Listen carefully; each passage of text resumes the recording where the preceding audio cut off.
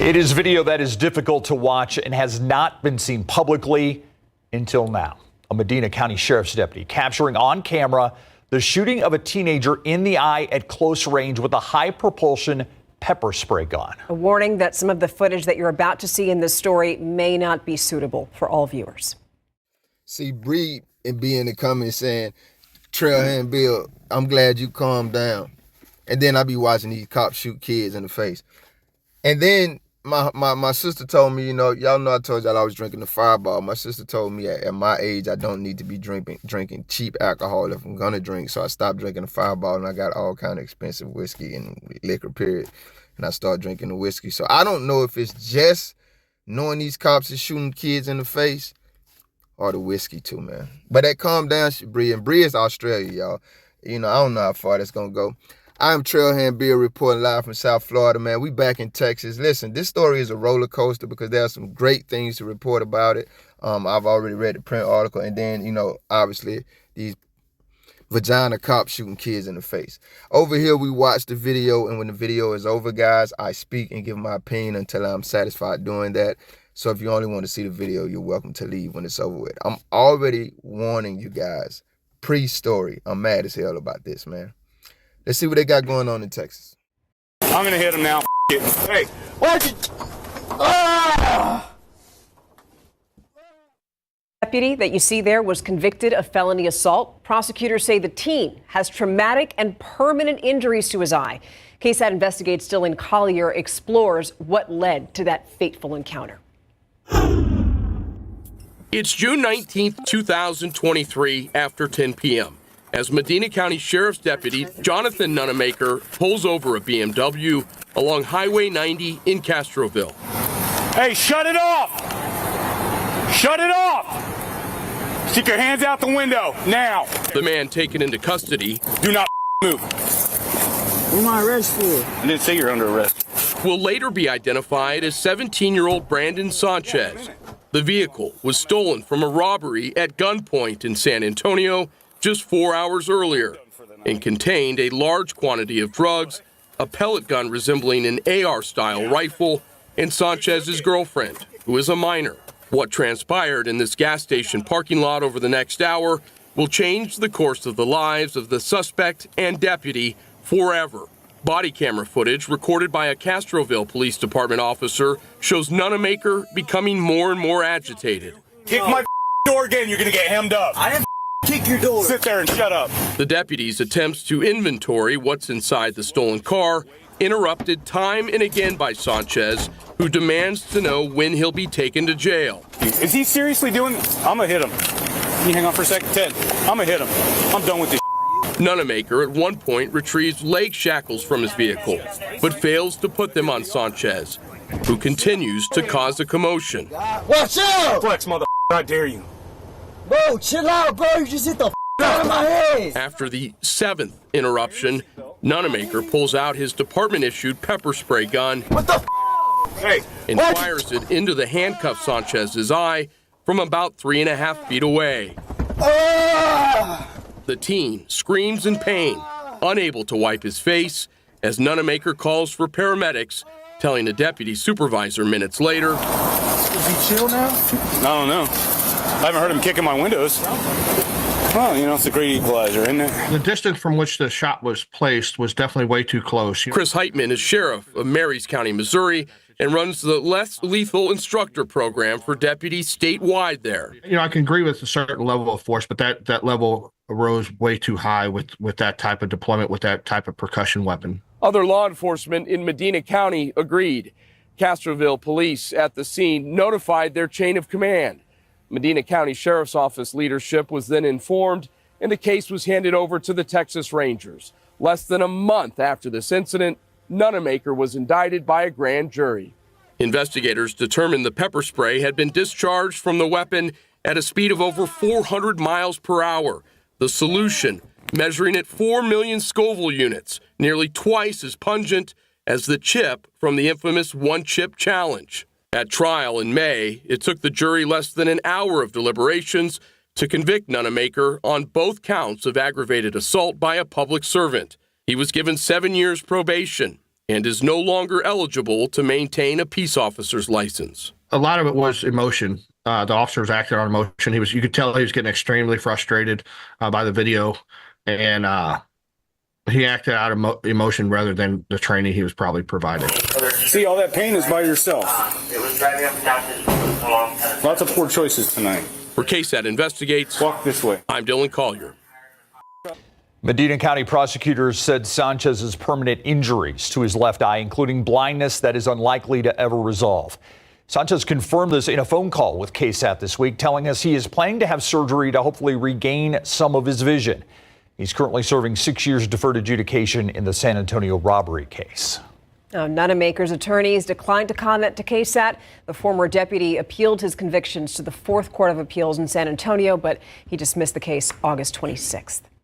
She talking about calm down. I think it's about 8:48 Tuesday night, guys. I'm at the house.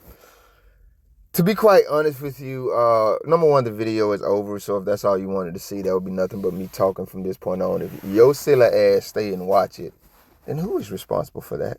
And we're going to talk about responsibility, Lord willing, if I remember. But, yeah, guys, back to my point. I got at least 2 videos in the cut, man, and you know, I'm not anxious to get to them. I'm actually hesitant to get to them, even though all I have to do is edit them. One of them is the Aiyana Jones story. I wish I remember specifically where that was from. It was St. Louis, I think, but don't quote me. And the cops murdered.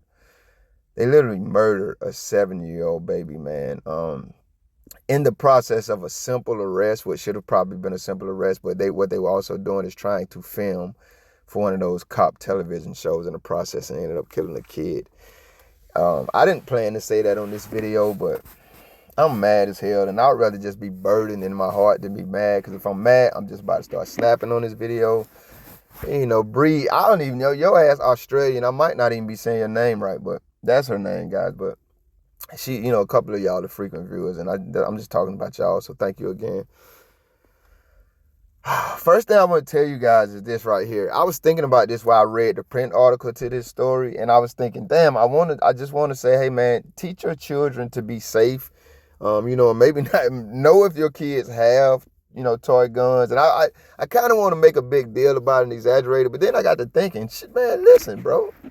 You know, they killed Tamir Rice. He was in the park playing with a toy gun. One of the most, I keep saying, one of the most American things any little American boy can do. We grew up playing with toy guns. You know, when they were sticks, you know, we would make a gun out of the closest thing that looked like a gun from a stick, to when our parents would be able to take us to the store and we would get the cap guns, the pellet guns, the little sticky gun, whatever, you know. It's very American, man. We know this, right? And I was thinking about that. So I'm like, it's crazy that something that was never a fear for us, I was everywhere with my toy gun, pellet gun, and everything. I couldn't wait to go to Walmart. I used to go to Walmart and just go to the pellet gun section to look. And we was shooting stuff we ain't had no business shooting. I ain't even gonna say it on camera, birds and stuff, you know, Lord forgive us. But I mean, we never feared. And I don't even think back then we ever heard of stories of cops killing little kids with guns. But now it's happening so often that it definitely crossed my mind, and I'm going to stick to it, to just, you know, if you have children, man, monitor them and know whether or not they have toy guns. Because a lot of times they will, you know, as a parent, you will purchase them for your children. And once again, I just don't think we understand who our government and these coward law enforcement officers that they send into our communities are. And it's not very safe for your child to have a toy gun these days, because these cowards are literally scared of acorns. We don't need any more acorn tails. So that's the first thing that jumps out to me about this video. And obviously sometimes kids are going to do things that you have no knowledge of whatsoever, and sometimes even control over. But as it, you know, does remain within your power, man, just, I ain't telling you to be no dictator, but know what your kids are into. And it just goes to that same bubble of teaching them to know their rights. And you have to know yours to be able to teach it. So shout out to this jury in Texas, who they said only had to deliberate for an hour or less to get this coward out of here. Now, I'm pretty sure the judge was in control of his sentence. I don't think it's rocket science that these terrorist domestic cowards, or domestic terrorist cowards, need to be held to a higher standard of penalty when they commit any crime. just simply because of like they on the other end of that spectrum, they get higher praise for doing not a damn thing. And if they actually do something, they get higher. Like it's always elevated when they do something that's praiseworthy simply because of the careers they chose. Like the overwhelming majority of motherfuckers ain't out here working. For some reason, their punk ass jobs just need to be. They like kids. You always got to be praising them for shit they ain't do. I'm sorry. I shouldn't even insulted kids like that. I don't know a lot of kids like that. I guess I should have said spoiled, misguided kids. But then when they do, they get the qualified immunity penalties for it. No, motherfucker. What they say, 7 or 9 months. I mean, you see what I'm saying? It's very hard, but the mature thing is to remain calm, man. Because I'm damn near trying to act like I'm some type of fake ass reporter or journalist, and so I probably don't need to be screaming through my journalism. But it's very hard not to. So shout out to the jury. I wanted to say that. And when I read the print article, I wanted to give even the cops and everybody some kudos, but y'all saw this happen. We heard this coward on camera saying, I skipped through some of that video because I wouldn't even try to remain calm if I'd have watched some of it. You can probably guess which parts I skipped through personally, but I read the entire print article. But I can't praise y'all. We heard that coward say, he said to some of y'all, I'm going to hit him. What the fuck part of y'all training is that? Does that not immediately occur to you law? Y'all always asking the motherfucker what law school you went to. Does that not immediately occur to you expert litigation motherfuckers that is either assault, that's battery, that's some type of, you can't just go around hitting motherfuckers, especially if you're the police, right? But that didn't register to any of you motherfuckers that it was a crime in progress that you needed to honor your oath and intervene on? No, it didn't. And even when this coward, I love when y'all say in the comments, man, we need to check these people past and see how many people they've done this to before. They're saying that about the prosecutor in the YSL case right now. We needed to check. We need to go back and check her work history and see how many civilians who don't have the type of money and notoriety that Young Thug, the celebrity rap artist that she has on trial, and his friends, people that don't have money like that and can't afford attorneys like they have. We need to see how she and these judges who help her have treated them. I love when y'all say that. We need to go back into this coward-ass cop's past, and not just his. Every officer on the scene that day should have been reprimanded, if not decertified, along with his lame, I want to call him a couple names. I ain't going to get too crazy here. But along with him, they should have been decertified and at least kick him out. No more certification for you, Mr. Criminal, Mr. Violent Criminal. But the rest of them, they need to go all the way back through whatever, fabricated training y'all give these officers, man. Because they allowed that to happen to the point where he told him he was going to threaten the guy. Where he threatened the guy, which is a crime. He literally, while he was threatening him, he was practically walking out his threat, going over there. The boy said you slapped him upside the head or hit his head or something. And then to the point where he literally pulled out that military weapon and shot that kid in the eye. A 17-year-old big dog. Y'all know I try to be objective over here, but I ain't letting your ass off the hook. I don't know what kind of spoiled brat you was. Now, one thing I will say, they always exaggerating crimes and stuff. That weed in that pack, I don't even know if that was weed, but let's just take they lying ass word for it this time, man. That was enough packets of weed to look like that little boy was selling some weed to his local circle of friends. That wasn't no lot of damn drugs. Everybody smoke weed these days, and y'all always trying to criminalize shit when it's the right people that y'all don't like doing it. And I'm not saying, I understand that weed is still illegal in a lot of places in America, but we ain't finna act like this was no damn kingpin or nothing. And that's kind of like the hints y'all be throwing and stuff. We're not doing that. It was a 17-year-old kid. Everybody smoke weed these days. He probably was selling weed, or somebody was selling weed to his local circle of friends. Because with them little few ass bags of weed that cop had on that camera, it was much less than 10. It looked like maybe 6, 7 at the most. Well, your ass ain't selling no weed to nobody. Everybody smoking. That ain't gonna go too far. So let's not act like he was some damn drug kingpin that y'all had to treat with some level of severity that in some way justified the bullshit that we saw happen. Or in some way justified these other coward cops not arresting that criminal when he shot that kid in the eye. Now back to this 17-year-old kid. I don't let nobody off the hook, man. What the hell wrong with you? You like one of them little kids that didn't get your ass spanked enough. You can't just be throwing tantrums and shit. And it's crazy because you went from cooperating, you got on the ground and shit. So now I got to revert back and maybe contradict myself a little bit. Was there something that they're not telling us to make this 17-year-old kid who seemingly, I don't know, the print article say it, and then we see it on camera when the cop was giving him orders, he turned the car off, he got out of the car, he did everything, got on the damn ground, he asked what I'm under arrest for. So how did that very cooperative 17-year-old kid go to the screaming, tantrum throwing ass looked like he needed his ass whooped a little bit more than he got it when he was a kid, a person in the back of this cop vehicle. Is there something that happened that y'all are not telling us off body cam? He did say you slapped his head, and I didn't even really see that. So I just had to throw that in there for me being objective, not just getting on his ass. Because like I say, it just occurred to me while going through that synopsis, if that's the right word, that he was very cooperative, and he went from very cooperative to throwing a damn tantrum like a 2-year-old that needed, whatever. I ain't got to say that again. You shot the kid, fam, in the face, big dog. They dealt with it a month later. They went to trial. The only people who got it right here was the jury, in my estimation, from what y'all said. Even this, I want to call the journalist a name too, but when I first read the print article, guys, I thought they said they allowed him to keep his law enforcement license, but I heard that wrong. And when they said it in this video, I went back and looked, and yeah, I did. I read it wrong, and then I went back and reread it. They were right in the video. They did decertify him. And so when I first heard the journalist say it changed both of their lives, I was like, wow, you coward, man. It didn't change his life. He still got his job, and 7-month probation ain't gonna do it. But I was wrong. So it did change the cop's life too, because now you can't be no cop no more, or no, legalized criminal. But it don't change the fact you're a grown ass man, fam. The dude is already handcuffed. They said you had a leg shot because you didn't even put him on. Why did you bully, terrorize that kid, family? I just want this story to be, just a reminder to you guys when I say so over and over and often in my videos. Make sure you teach your children to know their rights. It's situations like this. It's situations like 7-year-old Ayana, and forgive me if I'm saying her name wrong as well, that they murdered in a SWAT raid.